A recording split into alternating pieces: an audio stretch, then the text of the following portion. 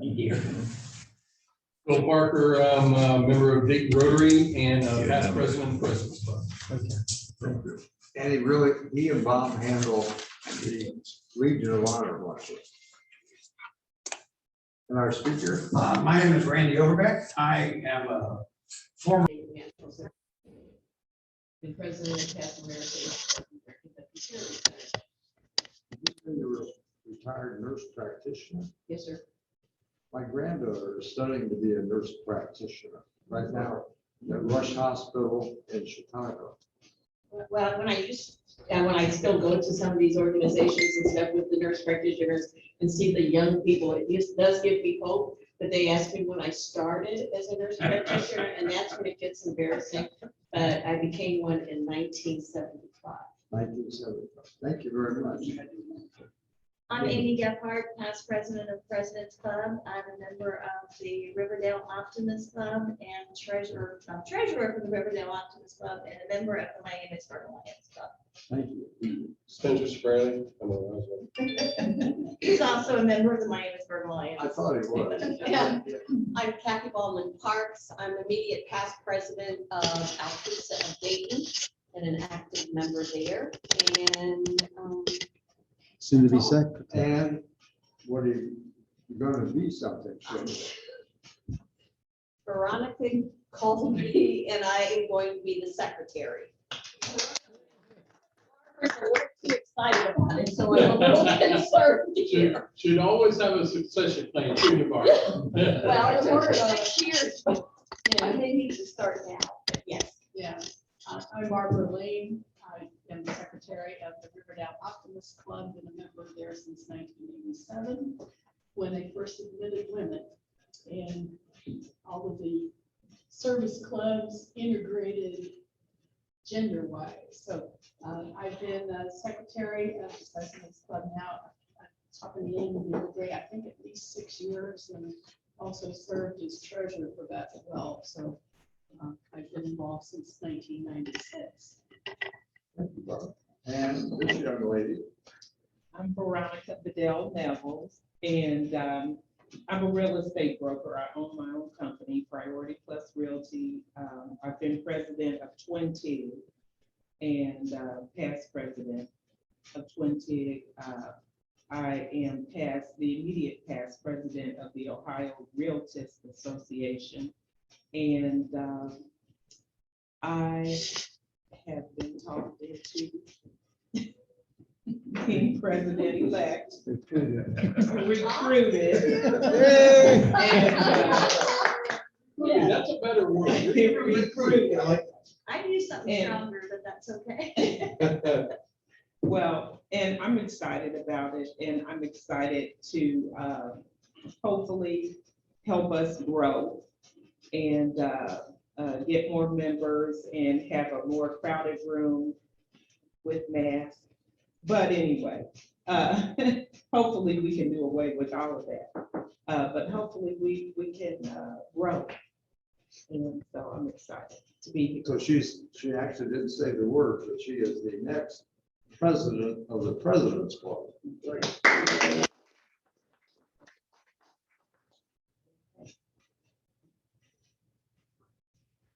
And if you look at your program,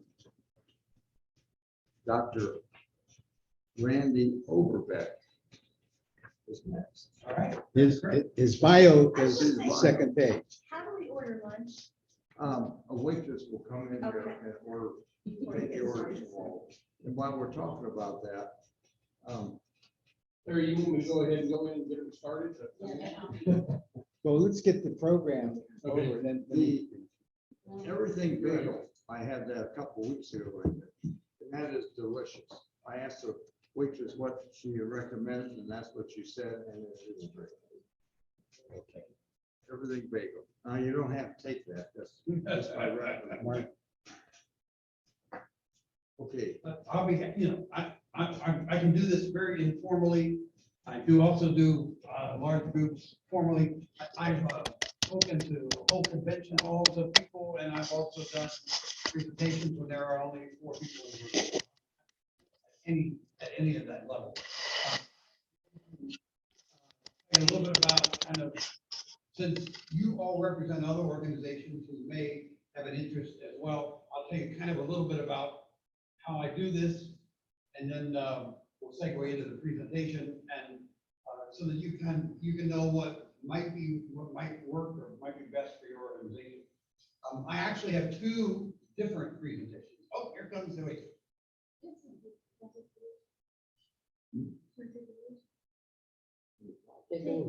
Continue on, take over. Would you like me?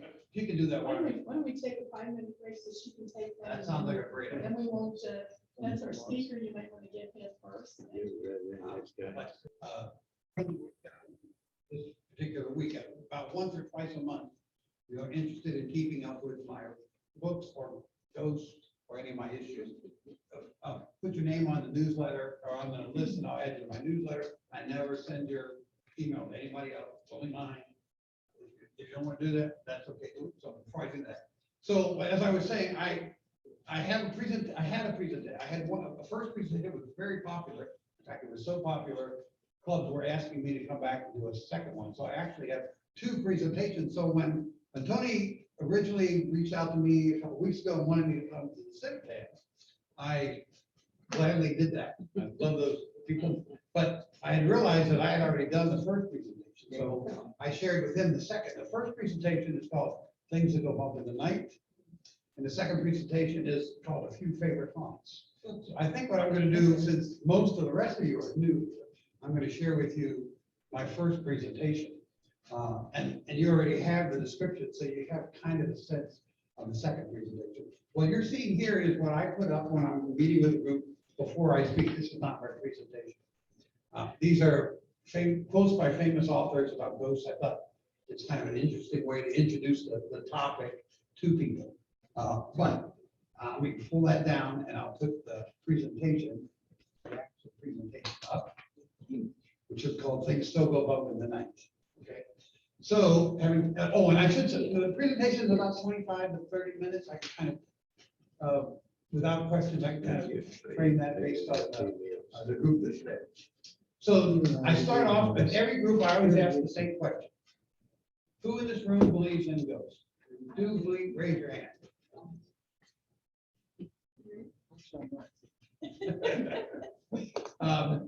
According to two recent polls that have been done of Americans, approximately 50% of Americans subscribe to a belief in ghosts. One poll had it at 48%, the other one was 52%. Second question. Anybody here had an actual encounter with a ghost? Feel a ghost? Seen a ghost? Okay. This might surprise you. One more. About 1 in 5 people and 2 other surveys said that they had had some kind of encounter with a spirit that they can't explain. I kind of start off with those surveys to kind of lay the groundwork that this is not child's play. This is something that's a very major part of our culture.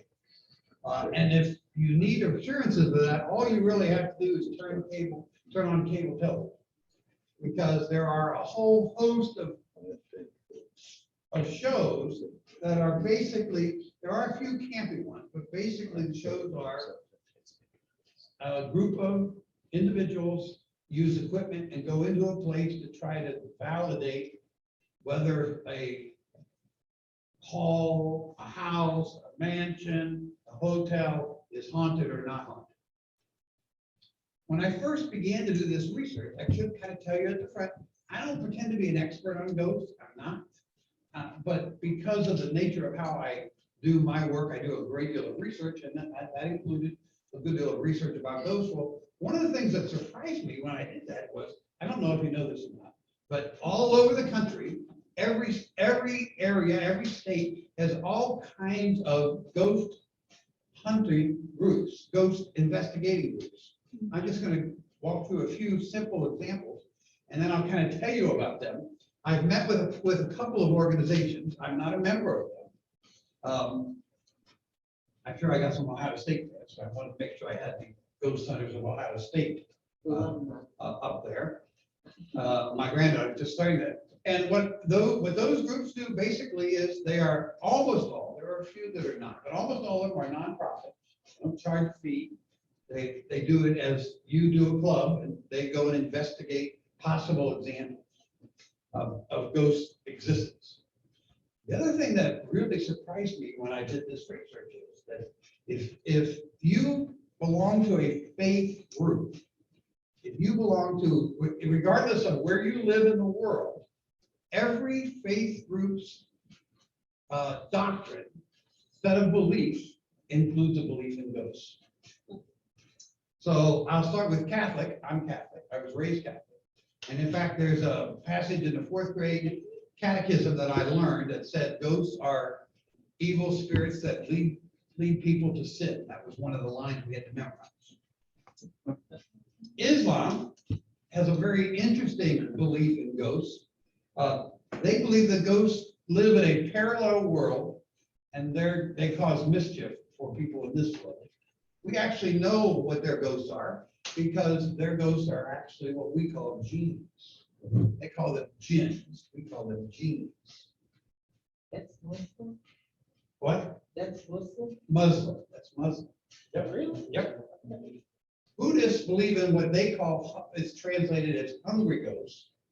And they have almost the exact opposite approach to ghosts that we do. So, if somebody talks about believing in ghosts, there's usually some aspect of fear or anxiety. In the Buddhist world, they see ghosts are suffering spirits who should be treated with compassion, not fear at all. For Hindus, ghosts are associated with somebody who's had some kind of sudden death, usually murder or some kind of accident. The other thing, every group that I do this with, I'm standing up here and people are sitting back there. There's always somebody, almost always a guy, who's doing this to me. Okay? Like, only people that believe in ghosts are idiots and kids, okay? So I use this last piece just kind of to give them just kind of an insight. So you might be amazed how many incredibly intelligent, incredibly successful, incredibly educated, knowledgeable people believe in ghosts. I'm just giving you a few examples. Do I have any NASCAR fans in the group here? Okay. So if you're a NASCAR fan, you know this guy is Junior. If you're not a NASCAR fan, you know him as Dale Earnhardt Jr. Well, what you might not know is that in 2004, he was doing a trial run on a track and had a horrible crash, a fiery crash. There was no one on the track except him. When they found him, he was pulled out of the car and laying on the grass away from the car. He says a ghost pulled him from the car and saved his life. That was his dad. That was his angel. He thinks actually, in one interview, he says he thinks it's the ghost of his father. He called it an angel in another interview. While he was in the White House, Ronald Reagan saw a tall, transparent figure in the Lincoln bedroom and refused ever to go back to that room again. Wow. Thomas Edison, Thomas Edison holds more patents than anyone else in the United States. But what we don't know is Thomas Edison also believed in ghosts. He told a reporter he was working on a spirit phone that he thought he could call and talk to people on the other side. Sir Paul McCartney, everybody knows as an artist, he recently shared that the ghost of John Lennon helped him write some of his most recent songs. So that kind of brings me to the piece de resistance. So I always get this, well then, if this is true, how come we don't have more evidence? Well, I will tell you, there are thousands of documented evidence of ghosts. I purposely only chose old ones so that nobody could argue about digital manipulation and everything that have been fooled with the photographs. So I'm going to share with you a couple of photographs that I think you're going to be amazed with. So the first one is about this lady here. Her name is Lady Dorothy Walpole. Now notice when she lived. She lived in the late 18th and early 19th century. And she was a member of the landed class, and what was very typical in those days, if you remember that class, almost all marriages were arranged. And this might not surprise you, many of those marriages were not happy. And many of those individuals involved in those arranged marriages found liaisons outside the marriage. That was also true of Dorothy. Even though this was a common practice, her husband was incensed, just furious that she would do this, and in quote, embarrassing. So he took his wife, Dorothy, and he imprisoned her in a mansion in Rantham Hall. She was placed in that hall and was never able to leave that hall. If you visit, and Rantham Hall is now a tourist attraction, years later. If you visit that hall, you may likely run into the person they call the Brown Lady of Rantham Hall. There's a picture taken in 1939 of a picture of her coming down the stairs of Rantham Hall. Now, I can tell you that each one of these photos have been carefully scrutinized by photographic experts and said they've not been manipulated in any way. And of course, I purposely picked photographs that are old. So this is taken from 1936. So they didn't have any manipulation in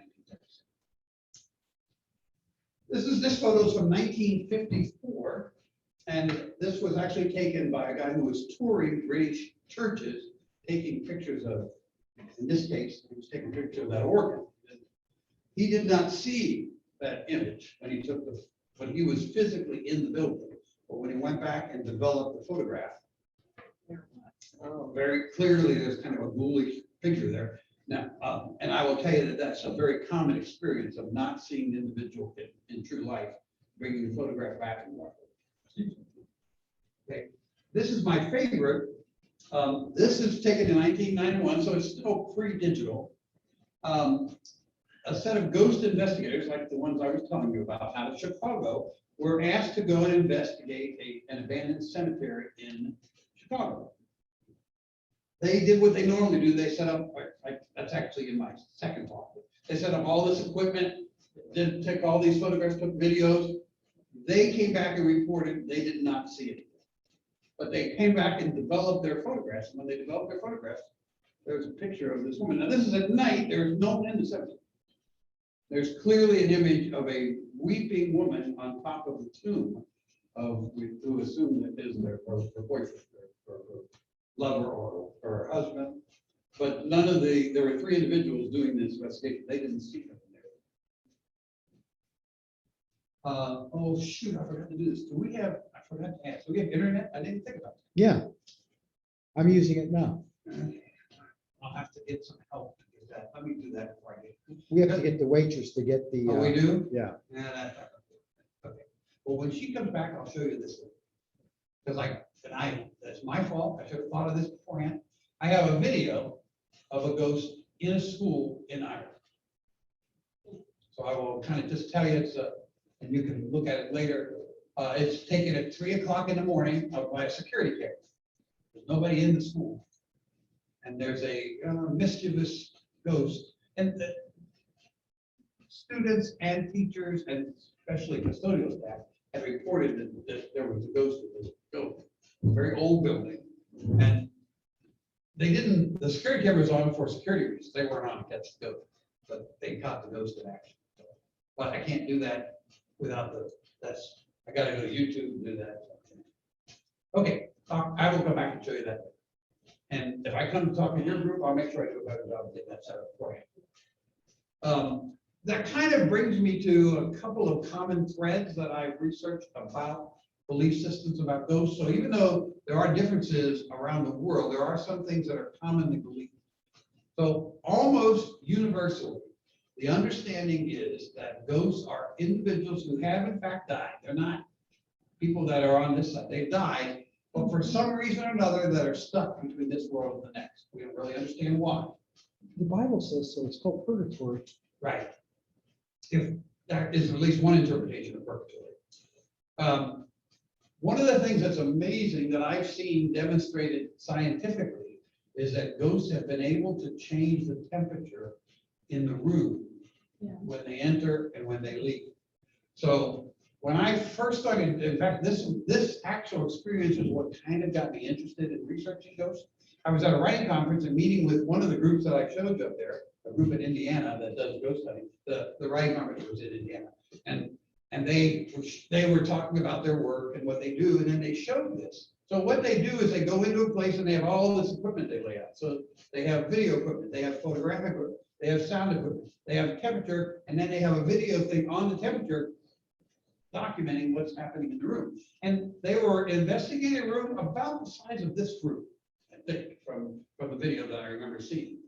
And they were showing this, and the temperature was a very typical temperature, I don't know, 70, something like that. And as you're watching this video feed, the temperature in the room dropped 20 degrees in 10 seconds. And then 2 minutes later, went back up. And this is a very common phenomenon that has been documented over and over again by the presence of a spirit in space. And then lastly, the ghosts have unfinished business that they need to resolve in order to move on to their next place. But those are kind of the pieces that I use to get to by fiction writing. Now, I was talking with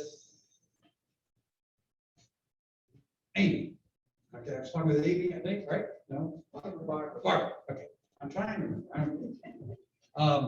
And we were talking about the haunted series of Ohio that the woman had written, where she actually goes and tries to and researches places that are haunted and then tells the story behind it.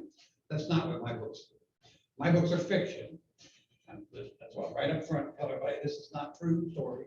But I wrap a ghost story around it. So this quote was actually given by one of the reviewers of the first book, who called it a cold case murder mystery wrapped in a ghost story, served with a side of romance, all set in a stunning resort location. And I liked it so much, so I stole it. I have, as I was explaining beforehand to Bob, I purposely choose location other people don't choose. So when I went to do this, I was trying to look for places that were not well recognized, not well traveled, not. So I chose the first book is on the eastern shore of the Chesapeake Bay, which in my opinion is one of the true gems of the United States that people don't know about. We've been there many times. It's not commercially overrun. It's probably the most beautiful shoreline in the world. And everything you want to see, you can see there on that shoreline, whether it's rocky shores or the beach, everything's there. The second book, I actually was an accident on my part. I was at a wedding and I had never been to Cape May. The wedding was actually in the town next to it. And then we went and visited Cape May and I just fell in love. So Cape May is this, if you don't know Cape May, it's the very last exit on the Garden State Parkway in New Jersey. It is in fact exit 0. I've never heard of an exit 0 before I got to Cape May. And it's a very old resort. I mean, it's a resort that people from New York City have been coming to for 175 years. It has one of the best beaches in the United States, one of the top 10 beaches. People don't even know about this. Well, what really makes this town mesmerizing is it has the largest collection of Victorian houses in the United States, except in San Francisco. And it actually looks much larger than San Francisco, because in San Francisco, the Victorians are all over the town. Well, this is a tiny town, like 5,000 people. And they have 160 some Victorian houses. And most of them are meticulously restored, just incredible. And the third book in the series, I take my protagonist and his new wife on a honeymoon to Florida. And as I was sharing with a couple of guys beforehand, I did research and I was very, very lucky. We actually did the research 2 weeks before the pandemic. So we did it down. I was thrilled. And I researched several towns in Florida and ended up choosing a town called Crystal River, which is a little small town north of Tampa, about an hour north of Tampa on the Gulf Coast. And it's a captivating place as well. It's gorgeous. My hero is a very unusual hero, not a typical hero. He's a high school teacher and coach who sees ghosts, but he's not very happy about that ability. He looks a lot like Logan Lerman, the actor. Or maybe I should say Logan looks like him, I'm not sure. Both of the novels, well now all three novels, have won national awards. So they won the literary award, the literary Titan gave them the gold award, they won the silver award for the best mystery of the year, the Reader's View, and then they just earned that Crown Heart of Excellence from Indicate. They've earned dozens of 5-star reviews, which if you don't know, that's the highest review you can get from national and even international reviews. These are just a few examples of a couple of the organizations. Champion, Reader's Favorite, Over My Dead Body, Reader's View. And that kind of brings me to talk a little bit about the books. Blood on the Chesapeake is the origin story. My protagonist, Daryl, is a Midwesterner who is transplanted to the Chesapeake Bay because he's trying to get away from being dumped at the altar. So, and he travels there, and when he gets to this area, he does in fact fall in love, and he has this incredibly wonderful teaching and coaching job. He's a football and basketball coach in this little small school, but it turns out that his office is haunted by a ghost. And he ends up being stalked by the ghost because he doesn't want to do anything, and finds out that the ghost was actually lynched 30 years prior in the town, and then covered up, which is exactly what happened. The book has done very well. In fact, this summer it became a #1 bestseller on both Amazon and Barnes and Noble. I followed that, and that was in 2019. Crimson and Cape May was in 2020. In fact, the publisher of Wild Rose Press released the book literally in the middle of the pandemic.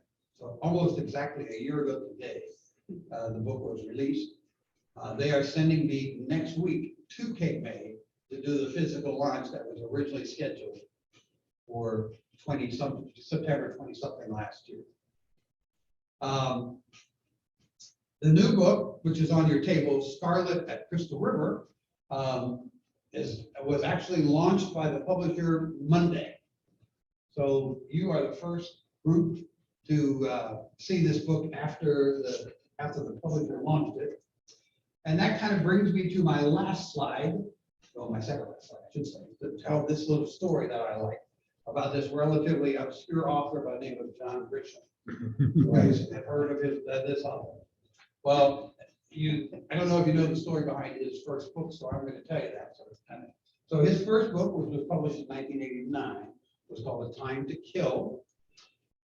Just as a reminder for you, the story is the story of these two idiot rednecks who dragged this poor 12-year-old black girl behind their truck in Mississippi, I think, somewhere in the South, and kill her. Her dad hunts them down and kills them. Okay, now I'm not giving the book away. All of that happens in about the first 12 pages. The book is actually about the trial. Okay, about when is the right time to kill. So this was John's first effort. He's a lawyer. He really wanted to be a writer. He's a lawyer who didn't want to be a lawyer, wanted to be a writer. And he thought he could be a writer. He tried relentlessly to get somebody interested in this. He could not get anybody interested. In fact, he said at a conference I was at that if you go to his office in Mississippi, the entire wall of his office is papered with all his rejections, so from editors, agents, and publishers for this book. Eventually, he got a Christian press in Florida. He's in Mississippi. He got a Christian press in Florida to publish this book. They did what was standard in those days. They ran a standard run of 5,000 copies. This is before ebooks. There's no ebooks, just print copies. They did not sell. In fact, it went out of print. John was literally beside himself. He could not stand it. So he quit his job. And he went to the publisher and said, just give me boxes of books. He loaded boxes of books into the back of his car and he drove around from town to town in the South, visiting bookstore after bookstore, and said, just put 4 up. If they sell, send the money to the publisher. If they don't sell, I'll come back and pick them up. Well, to make a long story short, somewhere in those travels, an agent in Florida picked up the book, read it, liked it, eventually ends up going through contacting John, and goes back and says, this isn't too bad. Do you have anything else? And he said, well, I'm working on this new book called The Firm. And the rest, as they say, is history. So I tell that little story to say, don't you today wish you had one of those 5,000 first edition of A Time to Kill? Well, you can't get those, but you can get my book, which is the next best thing.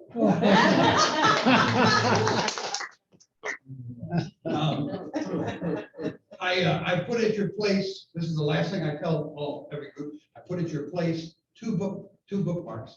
I ask and I give that to every person, every place I go. I ask them if I hope you love my book, I hope you want to buy it, but if you don't, I know you know somebody who's a mystery lover. The only way a nobody like me gets noticed, I'm not a John Grisham, I'm never going to get those kind of numbers. The only way I get noticed is by word of mouth. By you picking up, you telling somebody else, hey, you gotta check this out. So take the bookmarks. I just want to tell them, take the bookmarks. Keep one for yourself. Everybody needs a bookmark. Give the other one to another friend that loves to read mysteries.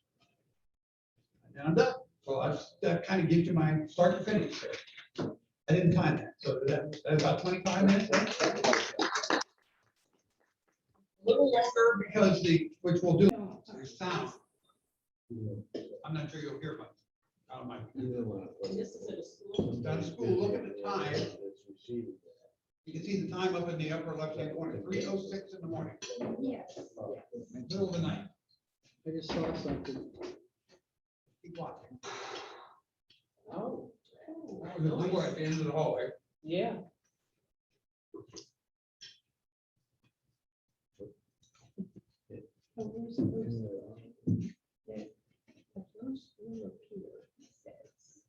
Keep watching. Oh.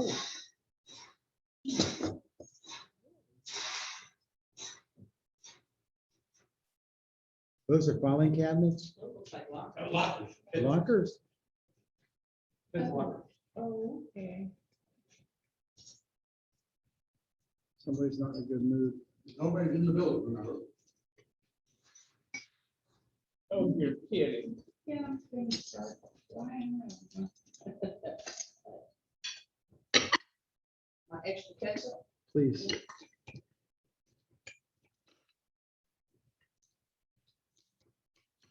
We're just gonna diet. How's that look?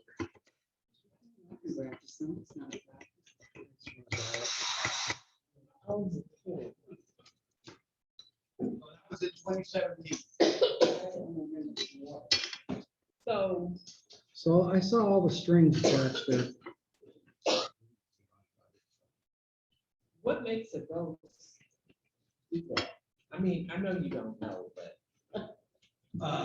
Probably trying to get attention. I don't know. To be honest, I would love to research the story behind the ghost in that school. Maybe there's more than one and they're fighting. You never know. Randy, what did they say after this was filmed? They didn't have any explanation. Well, remember, before it was filmed, the custodians, because mainly people at their after hours, had been reporting that they had been seeing things move, left, dumps on the floor. Now, I'm not sure they took them seriously. And when this happened, they went, oh, there's evidence. Because that's just a security camera that's running on a loop. I just found it interesting to share.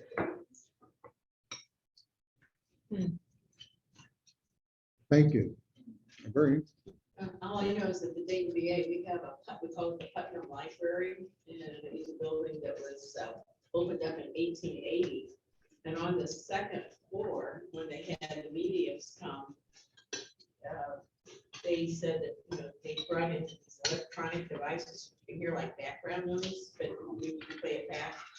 And in one of them, you could hear like a whole bunch of voices or something, and then someone says, "Watch out, the Guardian's coming." So I don't know if there's a person or another entity or something that really, sort of protects the people that are living, to say you can't really have that much interchange going on. But that was the first time I ever heard that. But we do have a lady out there by the name of Emily Miller that came as the first matron of the home and became a superintendent of the depot and all this kind of stuff. She spent her whole life there, and she has been seen in various stages of her age. But she died at the age of 94, and she's buried in her cemetery. So she comes back in her early 30s, and some people have seen her, when she was sort of at the time of death, when she was older. So it was, so anyway, just going, so when I go on there, I make sure I don't upset her.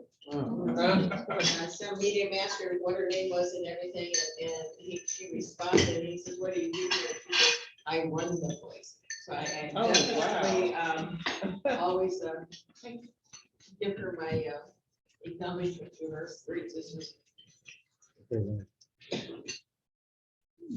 Does any organization have any fundraisers or happenings that they would like to talk about and tell us about?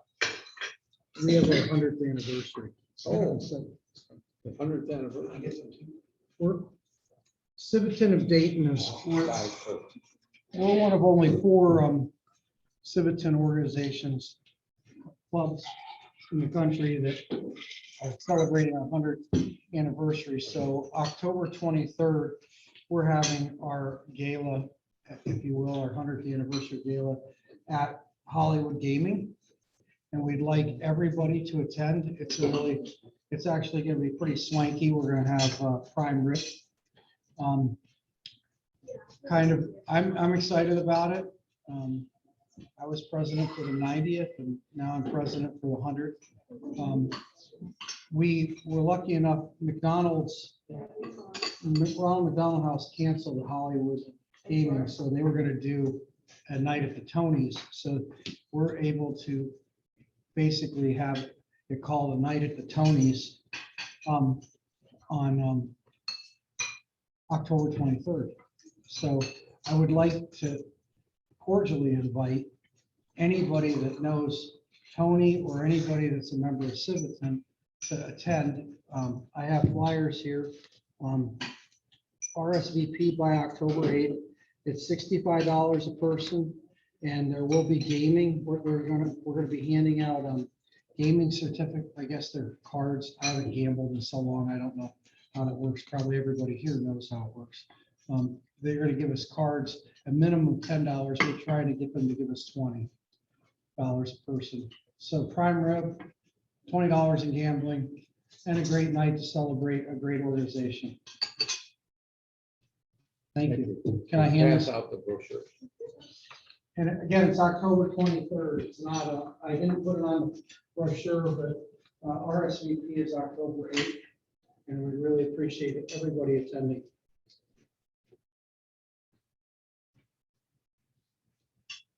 Anybody else? Tony, I wanted to say, we're doing our first time ever of a cultural program, and it's going to be called the Moon Festival. And what this plays on is the people from Asian descent really believe in one time a year, the moon is at its highest peak and the largest, and that's when they have rebirth and thinking of families and traditions. So we're going to be introducing the Moon Festival at the Women's Club next Tuesday. And you'll go to our website, the Dayton Women's Club, to just sign on.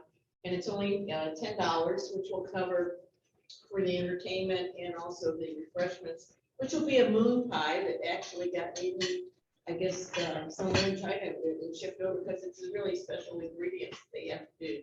So we'd love to have people there. We are having some of our tables sponsored, so our club is actually sponsoring a Girl Scout group, thinking that they would like to have that cultural experience. And so we'd like to share it. Dutch Rice will be one of our guest speakers, and the board of the Children's Historical Publishing is partnering with us, and he's chairman of that. Could you repeat? It's Tuesday, the 21st, from 4 to 6:30. I will be having our former chef come back to open the bar, and I asked her if she would make sort of like besides having green tea and the punch and the cook and the other type of stuff we have, I want to have an over the moon punch that she's going to create. So it will carry a kick, so I don't know if I need to warn you ahead of time. Will you mention that you just joined the President's Club? Oh, wow, yes, I said,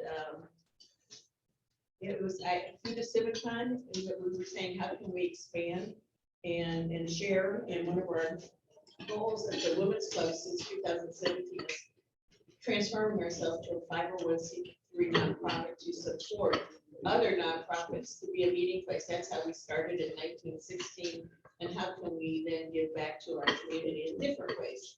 And so thank you very much, and thank you for allowing us to join. And I also thank the Civic Cons who come and see us, that they nominated me this year, and Larry gave me an award. Thank you. The Altrusa Club on October 30th is having their, well, we're still planning to have a live event. We do a luncheon auction at the President's Banquet Center. And this supports our foundation with local, we give 2 scholarships to the Dayton Foundation. We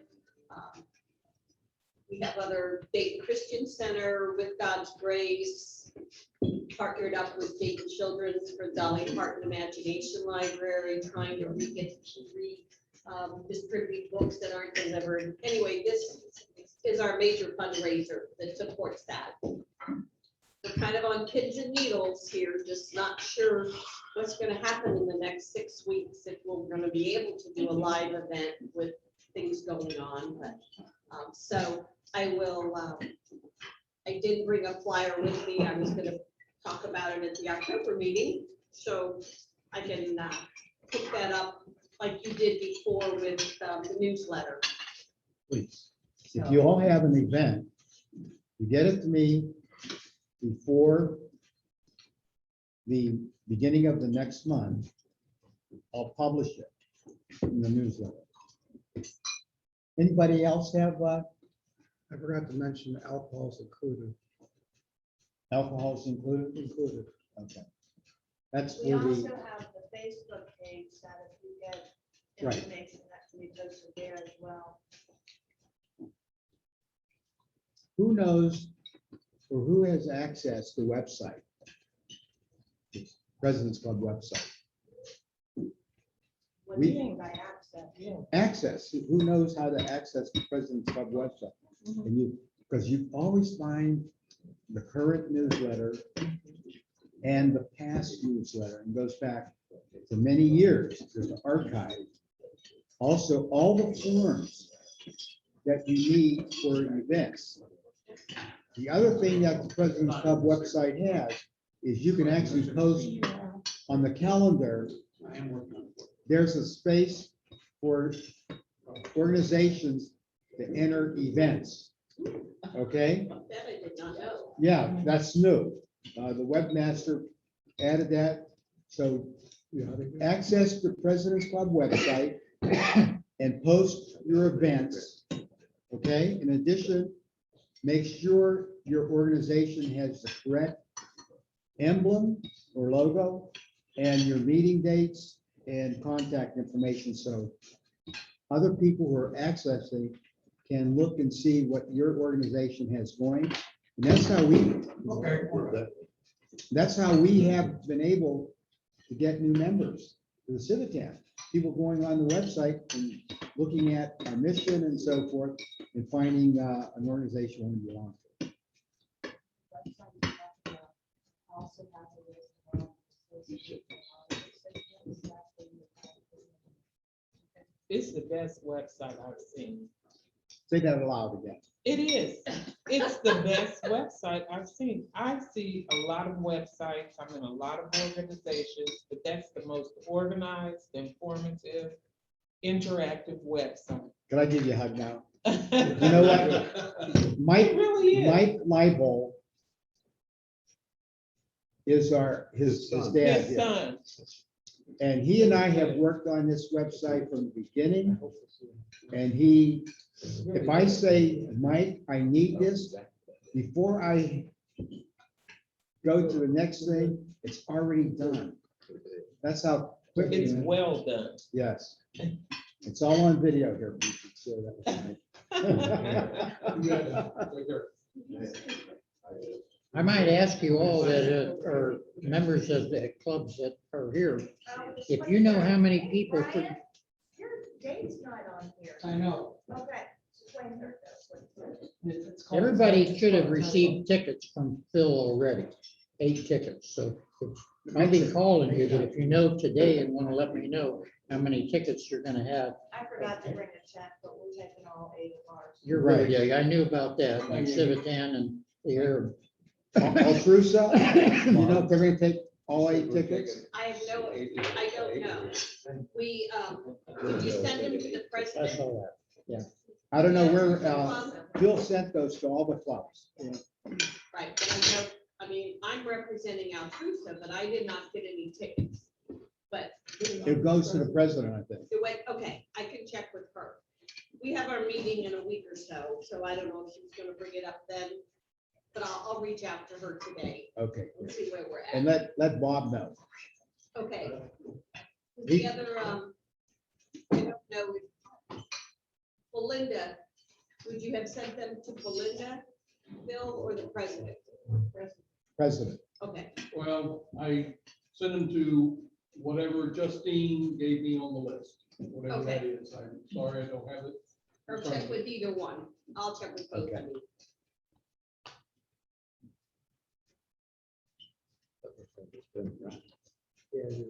Anybody else, any organization have another event or would like to make an announcement? Altrusa was sent to Sue, Clara Willow, or whatever, Chirillo, yeah. That's who it was okay, sent. she's our treasurer. Okay, well, that's what's on the list that I received. That's who I would be calling to find out. And I 20, received them, they came to me as treasurer for our club instead of to the president. so- Yeah, they came to our treasurer too. Yeah. Riverdale, it was sent to Amy. I have it down for you. And that could be because Justine maybe has a list of billing. Right. Probably has a treasurer. Them Twin Tigs said they sent their You want the money. money, I Did you can get get the treasurer. We have 8 tickets, That's Yeah, a good okay, point. you're taking all 8? all it. Okay, great, thanks. I appreciate that. So you want to say anything? Before we get into the board meeting after all this? Okay. Probably already said it. October 7th. Larry, do we pay out there, because we're gonna have to take off. Yes. Back for a meeting, so we pay out there. Oh, you have to take off. for another week. Will we see you tomorrow? We have a I don't know. meeting. We miss you. I'm gonna- Usually have a- I was supposed to go to Kentucky tomorrow, but that got canceled, so I think I might be able to make it tomorrow. We have a member meeting. Thank you. Is this not? Yeah. We can take it. Oh, you got one. I'm gonna be in, I won't be in town.